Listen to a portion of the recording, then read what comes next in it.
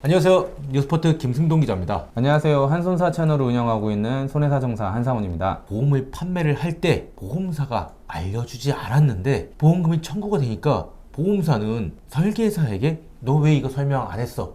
라고 덤탱이를 씌우는 경우가 간혹 있죠. 그렇죠. 보험사가 설계사님한테 구상을 청구할 때가 있거든요. 어떤 문제들이 발생하는지에 대해서 손사님께서 알려주신다고 하니 들어보도록 하겠습니다. 보험을 가입할 때 가입자는 자신의 정보를 보험회사에 잘 알려줘야 되죠. 자신의 직업도 알려줘야 되고 자신의 병력도 알려줘야 보험회사가 가입하시는 사람들의 병력을 확인하겠다고 다 건강검진을 해버리면 보험을 인수하는 데 드는 비용이 너무 높아지고 그렇죠. 보험료가 자연스럽게 올라가 버리죠. 예. 그러니까 신의성실 원칙에 의해서 서로 간에 우리 믿고 계약을 체결합시다. 대신 당신이 이거는 좀 알려주십시오 하는 게 고주 의무잖아요. 소비자는 보험 가입할 때 성실하게 자신의 정보를 알려줘야 돼요. 그걸 잘 알려주지 않으면 고주 의무 위반이 위반이죠. 되는 거고, 반대로 청약 당시에 보험회사는 이 상품의 중요한 내용에 대해서 설명을 해줘야 되죠. 중요한 내용이라고 하는 것은 소비자 입장에서 보험료나 갱신이 언제까지 되나, 보험 기간이 언제인가, 가입 담보는 얼마인가,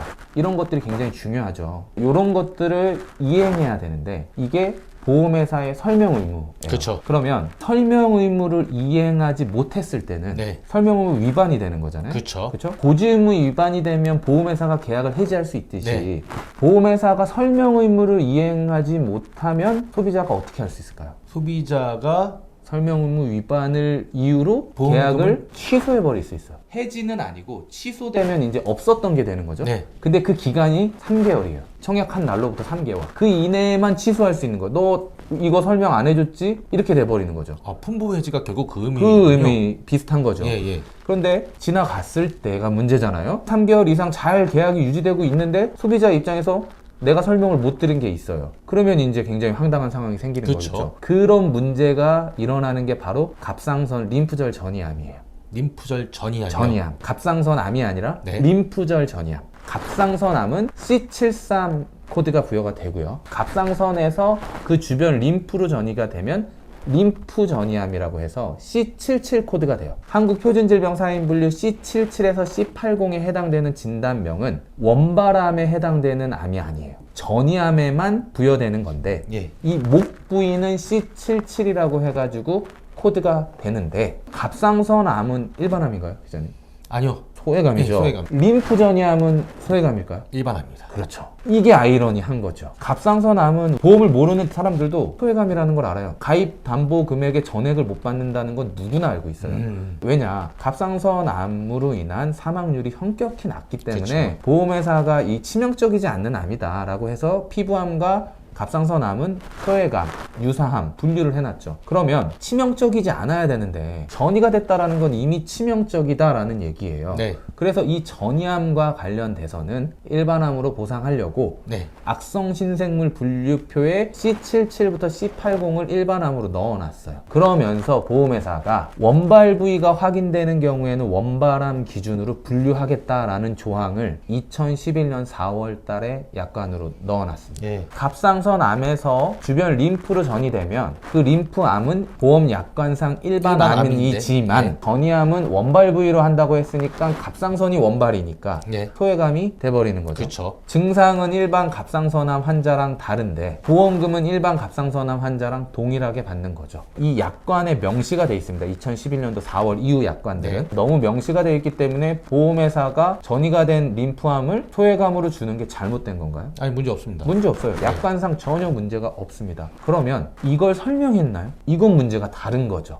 예. 그렇죠. 림프암 C77하고 C80을 소외감으로 아예 애초에 분류해놨으면 문제가 될 게 없죠. 그렇죠. 근데 C77하고 C80을 일반암으로 분류를 해놨는데 일반암인 줄 알았는데 원발암이 갑상선, 피부암이어서 소액을 받게 돼버리면 일반암에 받을 수 있는 권리가 원발 부위가 확인됨으로 인해서 약관 조항 때문에 축소가 되죠. 이 사람이 보험금 받을 수 있는 청구권에 축소가 발생한 거면 계약 체결의 중요한 사항일까요? 아닐까요? 중요한 사항. 중요한 사항이죠. 그러니까 보험회사는 가입할 때 전이암이 있을 경우에는 원발 부위로 보상합니다. 분류합니다라는 거를 반드시 설명해야 설명해야죠. 보험회사랑 소비자랑 문제가 됐던 게 뭐냐면 첫 번째, 보험회사는 전이암이 원발 부위로 보상이 나간다는 거는 사회 통념적으로 너네들 다 알고 있잖아. 그러니까 우리는 설명할 필요가 없다라고 주장을 몇 년 동안 해왔어요. 그런데 법원에서 약관 구조를 보니까 약관은 누가 만든 건가요? 보험사가 만들었어요. 보험회사 일방적으로 만들어서 소비자한테 강제적으로 뿌리는 거예요. 소비자가 약관을 만들 수가 없죠. 없어요. 이 약관을 이렇게 만들었고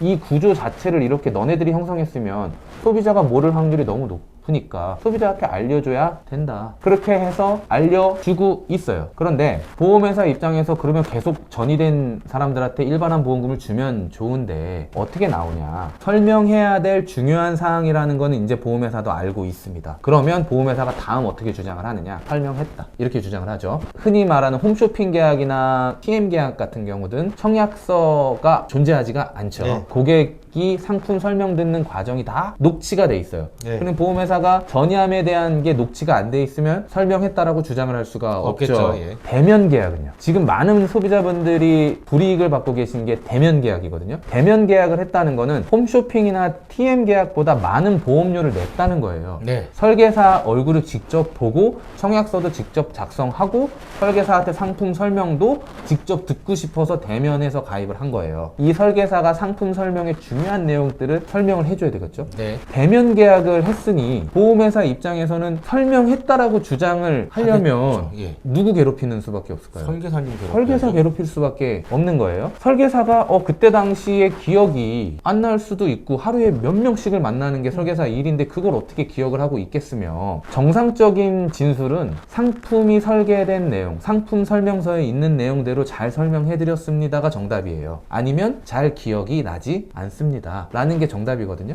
그런데 설계사분들이 이 보험금이 고객한테 지급이 되면 보험회사가 반대로 자기한테 보험금 준 거에 대한 구상을 할 수가 있으니까 이 구상에 대한 위험 때문에 모집경위서를 작성할 때 설명하지도 않은 거를 설명을 했다라고 해서 보험금이 면책되시는 분들이 의외로 너무 많습니다. 설계사를 믿고 보험료도 많이 지불하고 가입하신 건데 되려 불이익을 받게 되시는 거죠. 고객은 불이익이죠. 차라리 보험료 적게 주고 일면식도 없는 사람하고 녹취 계약하는 게 더 유리했던 상황인 거죠. 그런데 사람 일 모른다고 그래도 아는 사람한테 가입해야 돼 이러면서 비싼 돈 주고 아는 분한테 가입했는데 설계사분이 그렇게 등을 돌려버리시면 고객은 이제 나는 못 들었는데 억울한 상황이 생긴 거죠. 이런 부분 관련돼서 피해를 보시는 분들이 굉장히 많아요. 저희 같은 영상을 촬영하시는 분들도 많기 때문에 C77 코드가 나오고 조직검사 결과상에 림프 전이가 확인이 돼 있으면 일반암을 받을 수 있다라고 생각하시는 분들이 많아요. 그런데 어떻게 면책이 당하냐? 설계사 때문에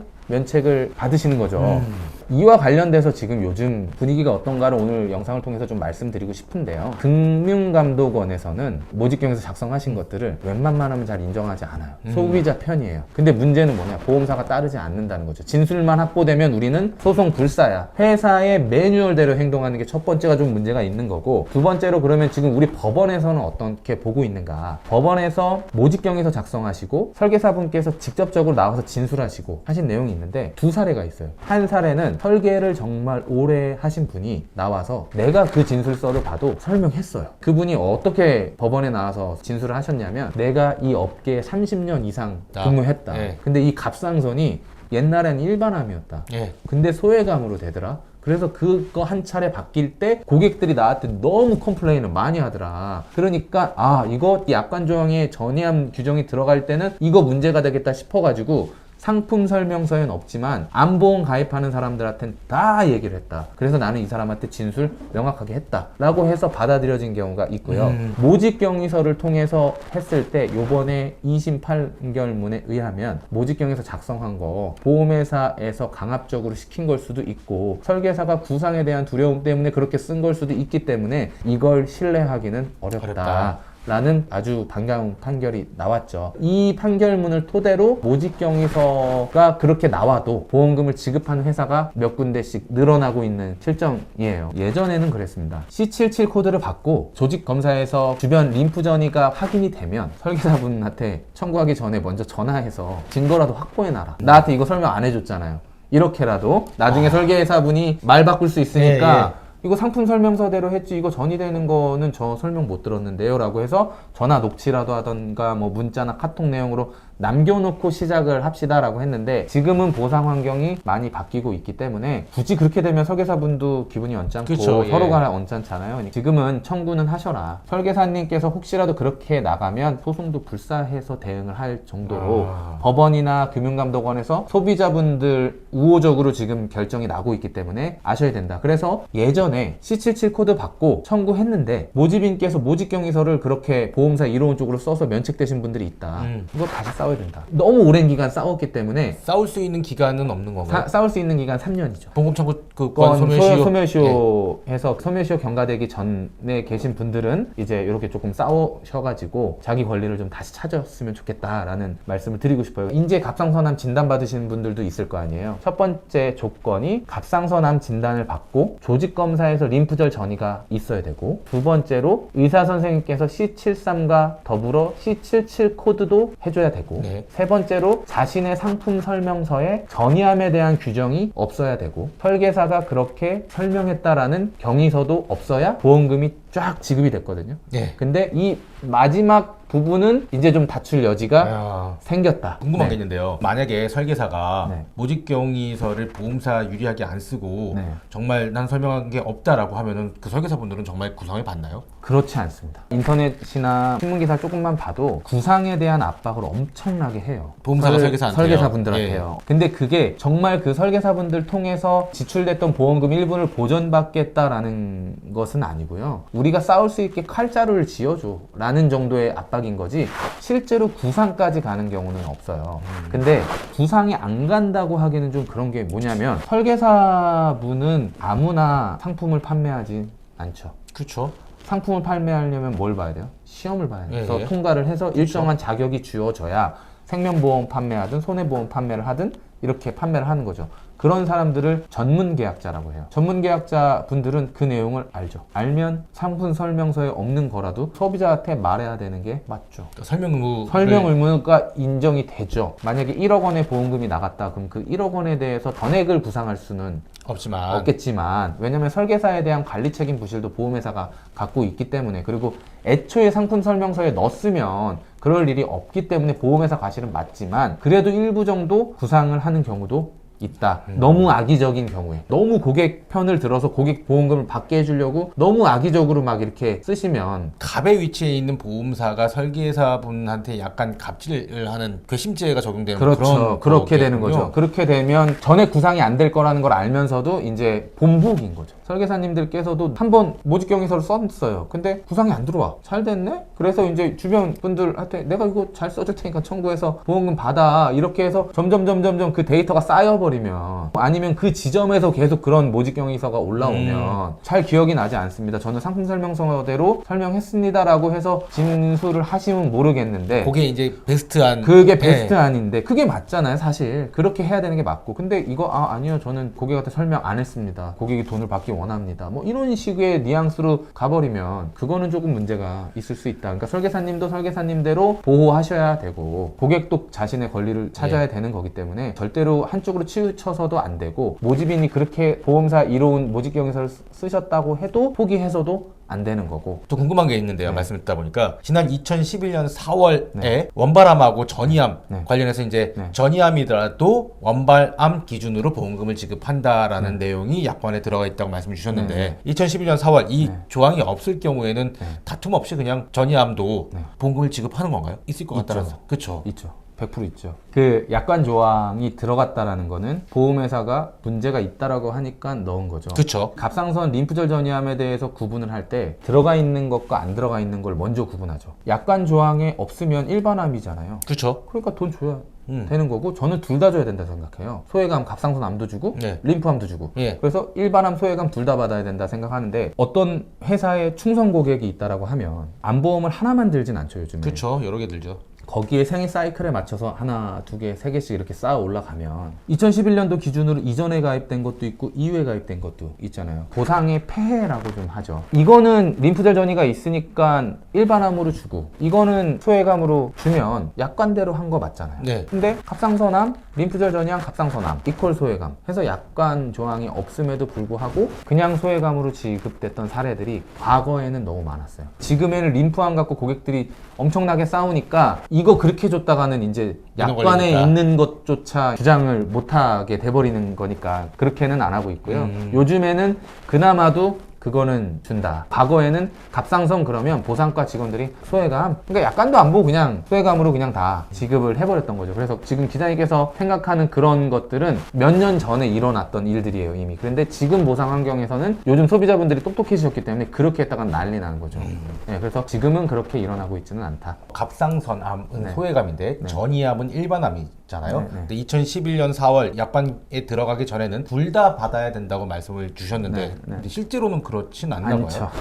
이거 좀 디테일하게 들어가야 되는데요. 약관에는 있잖아요. 네. 그 약관을 주장하지 못하니까 돈을 주는 거죠. 그러면 보험회사의 설명 의무 위반은 3개월 이내에 계약자가 취소할 수 있어요. 그렇죠. 그럼 약관적으로는 더 이상 설명 의무 가지고 알가알부할 수가 없죠. 대부분 문제되시는 건 3개월 이후일 테니까. 그러면 이 약관규제법으로 하는 건데 중요한 내용을 설명하지 않는 경우에는 약관의 내용으로 주장할 수 없다라는 게 약관규제법 3조에 있어요. 약관의 내용으로 주장할 수 없으니까 그 조항은 지금 없어진 조항이죠. 원바람 기준으로 분류한다는 게 없어졌잖아요. 그러면 조직검사상으로 우리는 암진단 하잖아요. 조직검사 여기도 있고 여기도 있으니까 이것도 주고 이것도 줘야 된다라는 건데 여기에서 불이 나서 여기에 옮겨 붙었어요. 두 개의 사고인가요? 하나의 사고인가요? 하나의 사고. 화재 비유 좋네요. 그렇죠. 그 여기서 옮겨 붙은 거니까 이거는 이렇게 줘야 된다라고 하지만 원칙적으로 암보험 약관을 따지고 봤을 때는 둘 다 저는 줘야 되는 거지만 보험 이론적으로는 보험회사가 하나의 사고니까 하나의 보험금만 준다라고 해서 일반암 진단비만 주는 건데 저희 입장에서는 일반암 주면 감사한 거기 때문에 괜히 소외감도 더 주세요 이랬다가는 일반암도 안 주고 소송으로 가버리게 되니까 그거는 실무에서 대부분 묵인하고 일반암 주면 조용히 한다.